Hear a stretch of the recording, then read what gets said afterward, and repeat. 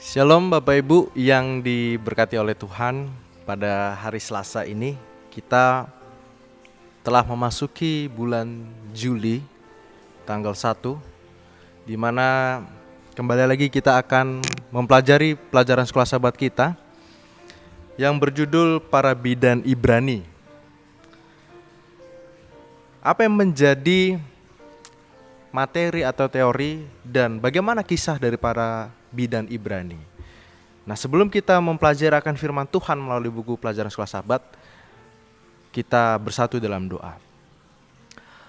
Kami datang ke hadirat Tuhan pada saat ini untuk mendengarkan akan firman Tuhan dan merenungkan akan firman Tuhan. Kiranya Tuhan boleh memberkati kami, bukakan hati dan pikiran kami. Berikan kami hikmat akal dari sorga, agar kami dapat memahami akan firman Tuhan.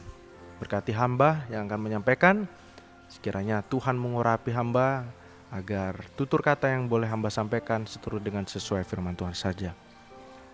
Kami berdoa dalam nama Yesus, amin.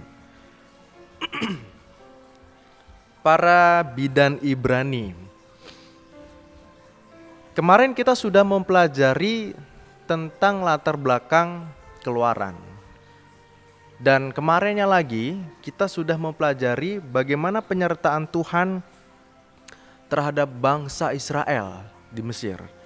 Nah, di sini kita akan melihat kembali bagaimana kisah daripada para bidan Ibrani. Ya. Di sini ada sebuah pertanyaan. Bacalah Keluaran 1 ayat 9 sampai 21. Peran kunci apakah yang dimainkan para bidan yang setia dan mengapa mereka dikenang dalam sejarah?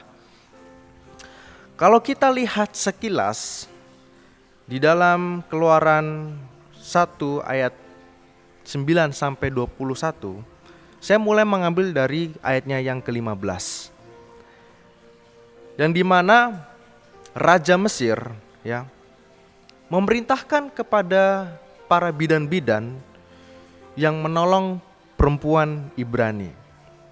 Yaitu nama perempuan para bidan ini maksudnya bernama Sifra dan bernama Pua.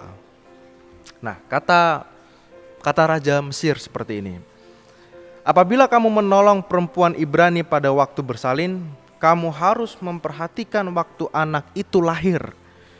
Jika anak laki-laki, kamu harus membunuhnya, tetapi jika anak perempuan, bolehlah ia hidup. Lalu apa yang dilakukan para bidan ini, Bapak Ibu? Inilah yang bisa kita lihat kesetiaan dari para bidan kepada Tuhan.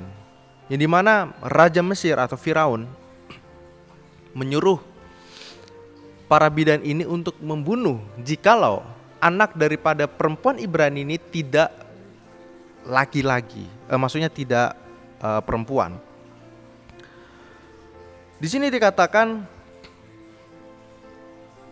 mereka sangat dihormati karena mereka takut akan Tuhan. Ya. Perintah Firaun yang jahat tidak berpengaruh pada mereka karena mereka lebih menghormati Tuhan daripada perintah penguasa duniawi. Nah, dengan peristiwa demikian, Tuhan memberkati mereka dengan keluarga besar mereka sendiri. Nah, inilah sebuah kesaksian yang kuat dan juga kesaksian yang bisa disampaikan dalam konteks kesetiaan. Jadi terlepas dari pengetahuan teologi mereka terlepas dari pengetahuan tentang teologi, mereka tidak hanya mengetahui apa yang benar, tetapi mereka juga memilih untuk melakukan apa yang benar. Dan ketika melihat rencananya gagal, Firaun dia memerintahkan orang Mesir untuk membunuh semua bayi laki-laki yang dilahirkan oleh orang Ibrani. Nah, dari sinilah kita melihat kesetiaan daripada para bidan Ibrani. Nah, inilah yang akan kita alami pada suatu saat nanti. Ketika para pemimpin duniawi menyuruh kita untuk membunuh atau mungkin untuk melakukan hal yang tidak sesuai dengan perintah Allah.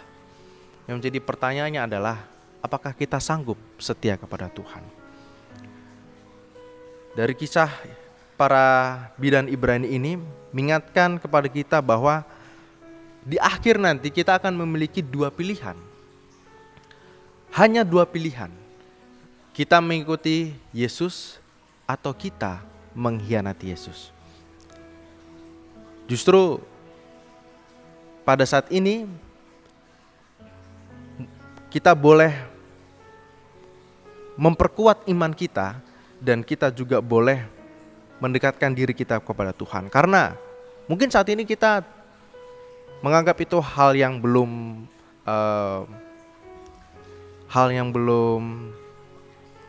penting ya. Namun pada suatu saat nanti kita akan memiliki dua pilihan tersebut. Nah, para bidan tidak hanya tahu tindakan yang tepat untuk dilakukan, tetapi mereka juga melakukannya.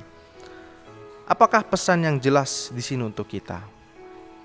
Melalui pelajaran Sekolah Sabat ini, kita boleh menjadi setia, jauh lebih setia daripada sebelumnya kepada Tuhan, oleh karena banyak sekali tanda-tanda yang boleh kita lihat pada saat ini, yang dimana itu menandakan bahwa kedatangan Tuhan tidak lama lagi. Kiranya pelajaran Sekolah Sabat ini boleh memberkati kita, boleh mendekatkan diri kita kepada Tuhan. Kiranya Tuhan Yesus memberkati kita semua.